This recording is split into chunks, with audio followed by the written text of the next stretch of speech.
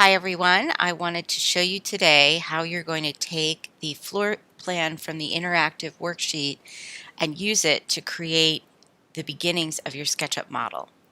So here we have the floor plan that I created in the last video, and what I need to do now is I need to make this particular slide a JPEG. To do that, I'm going to go up to File, Download, JPEG Image. And what that will do is it will take this particular slide and make it into a JPEG image. It will be in my downloads file on my computer.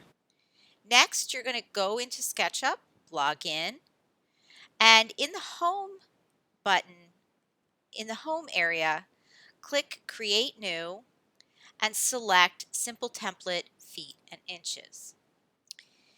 The first thing we're going to do here is give it a title. You can put your name and then what the project is, 500 square foot house. Click OK. SketchUp is then going to ask you where you want to save this file on your Google Drive. You might want to save it in the file that you saved your furniture project in, or you might want to make a new file if you want to.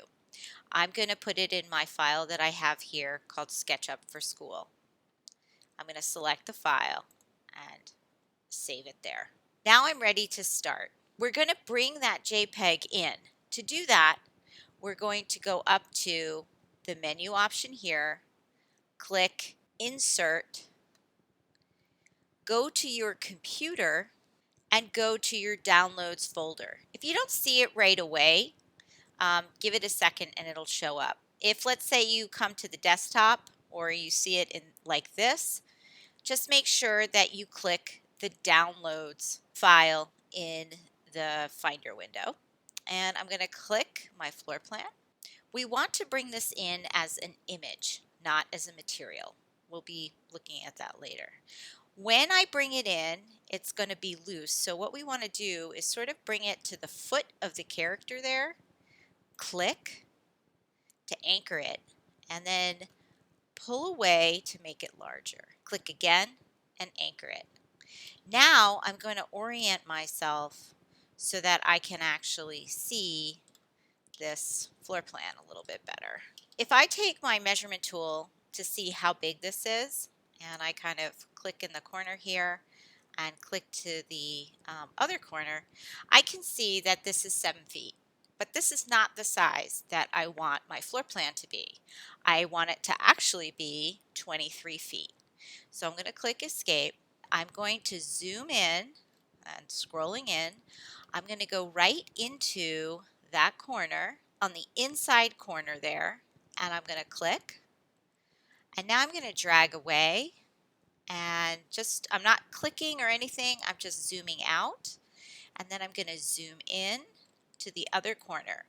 Notice that my line is snapped to one of the red or green tangents. So when you do this, make sure that you're either in the red tangent or the green tangent. You do not want to be in blue, or you don't want to have your line be black like that. You want to make sure that it's snapped into that tangent, and then zoom in to that next corner and click to anchor it. Now, before you do anything, I have let go of the mouse. I am not touching anything. I'm going to go ahead and type in the size that I want that line to be. So I'm going to type in 23 apostrophe for feet, and then I'm going to type enter. A dialog box comes up here and it says, do you want to resize the model? The answer is yes, I do want to resize the model because I need this underlay to be the correct size. So I'm going to click OK.